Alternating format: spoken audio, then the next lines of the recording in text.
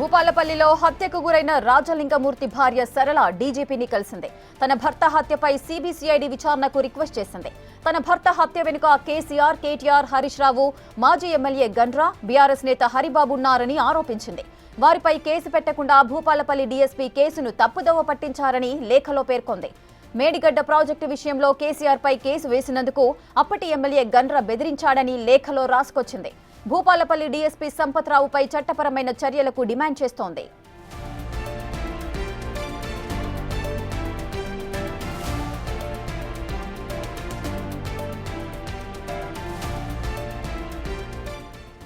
మరింత సమాచారం మా ప్రతినిధి వేణు అందిస్తారు.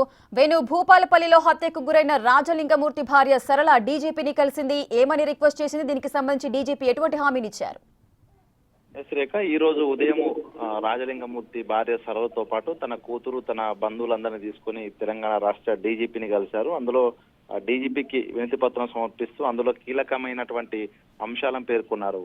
గత నెల 19వ తేదీన తన భర్త రాజలింగమూర్తిని భూపాలపల్లి టౌన్ లో హత్య చేసిన తర్వాత కేసీఆర్, కేటీఆర్ లు మేడిగడ్డ ప్రాజెక్టుపై వాళ్ళ మీద కేసు వేయడంతోనే హరీష్ రావు, మాజీ ఎమ్మెల్యే గండ్ర వెంకట్రామరెడ్డి వాళ్ళకే తను చంపే అవసరం ఉంది, వాళ్ళే అనుమానితులంటూ కూడా స్థానిక పోలీసులకు చెప్పిన తర్వాత భూపాలపల్లికి సంబంధించిన డీఎస్పీ వాళ్ళ పేర్లు పెడితే కేసు నిలబడదు, వాళ్ళ పెద్ద మనుషులు అంటూ కూడా చెప్పి తనను ఏమార్చి మరొక పిటిషన్ ఇవ్వాలంటూ కూడా చెప్పినట్లుగా లేఖలో ఆరోపించింది. దాంతో పాటుగా తను పోలీస్ స్టేషన్ లో పిటిషన్ ఇచ్చే సమయం లోపల ఎవరితోనో లెటర్ రాయించుకున్నారు, తర్వాత నా సంతకాలు తీసుకున్నారు, నాకు ప్రమేయం లేకుండానే పోలీస్ స్టేషన్ లోపల తన భర్త హత్యకు సంబంధించినటువంటి పిటిషన్ ఇప్పించారంటూ తీవ్ర ఆరోపణలు చేసింది. అయితే ఈ విషయంలో డీఎస్పీగా ఉన్నటువంటి సంపత్ రావు, స్థానికంగా ఉన్నటువంటి ఎస్సీఏలు తను తప్పుదోవ పట్టించి పిటిషన్ ఇచ్చే పనిచేశారు. అందులో ప్రధానంగా బీఆర్ఎస్ నాయకుడు హరిబాబు, తను ప్రధాన అనుచరుడిగా ఉన్నటువంటి మాజీ ఎమ్మెల్యే గండ్ర వెంకట్రామరెడ్డి. సో వీళ్ళందరి ప్రమేయంతోనే తన భర్త హత్య జరిగింది అతి కిరాతకంగా.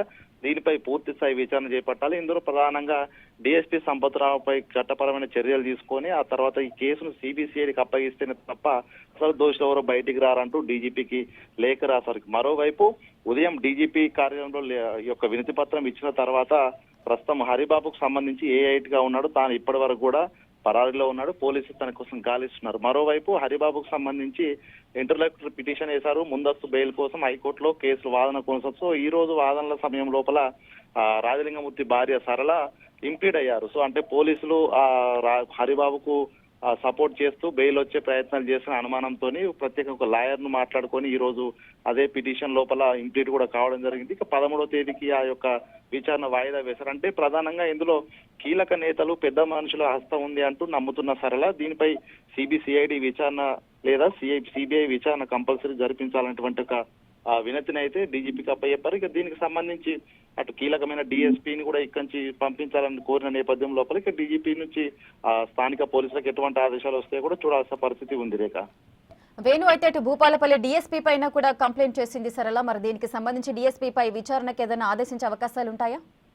అంటే డీఎస్పీ అంశం మీద కూడా తాను గత కొద్ది రోజుల నుంచి కూడా తీవ్ర ఆరోపణలు చేస్తుంది. గత 10 రోజుల నుంచి కూడా డీఎస్పీ దాదాపుగా 2 వారాలు దాటిపోయింది. ఇప్పటి వరకు ఏటుకున్న హరిబాబు కీలక పాత్రధారి ఈ హత్యలో అని చెప్పినటువంటి పోలీసులు ఎందుకు తనను ఇప్పటి వరకు పట్టుకోలేకపోతున్నటువంటి ప్రశ్నలు కూడా ఆమె లేవనెత్తింది. దాంతో పాటుగా పోలీసులు కూడా హరిబాబుకు, మాజీ ఎమ్మెల్యేకు సపోర్ట్ చేస్తున్నారు, వాళ్ళకి అంతా తెలిసే ఈ హత్య జరిగింది అనేటువంటి అంశాలను కూడా ఆమె చెప్తూ వస్తుంది. సో అంటే ఇప్పటి వరకు ఎంతో టెక్నాలజీ వాడుతున్నటువంటి పోలీసులు ఇప్పటి వరకు హరిబాబును పట్టుకోకపోవడంతో కూడా ఈ అనుమానాలకు కూడా బలం ఇచ్చినట్లయింది. అంటే స్థానికంగా డీఎస్పీ సంపత్ రావు హత్య జరిగిన రోజు రాత్రి పిటిషన్ రాసే సమయం లోపల కీలక అనుమానితుల పేర్లను పక్కకు పెట్టించడం, అదేవిధంగా పిటిషన్ మరొక వ్యక్తితో రాయించి సంతకం తీసుకోవడం, ఇదంతా కూడా రాజలింగమూర్తి భార్యకు డీఎస్పీ సంపత్ రావు పైన అనుమానం కలిగే విధంగా చేశారు. సో అంటే ఇప్పటికి పోలీసులు హరిబాబును పట్టుకోపోవడం వెనుక కూడా డీఎస్పీ సంపత్ రావు హస్తం ఉందంటూ కూడా నమ్ముతున్న సరళ ఈ డీజీపీకి ఈ రోజున ఆయన ప్రత్యేకంగా ఆయన పేరును ప్రస్తావిస్తూ కూడా అక్కడ విన్నవించుకున్నట్టు లేఖలో రాయింది. సో దీంతో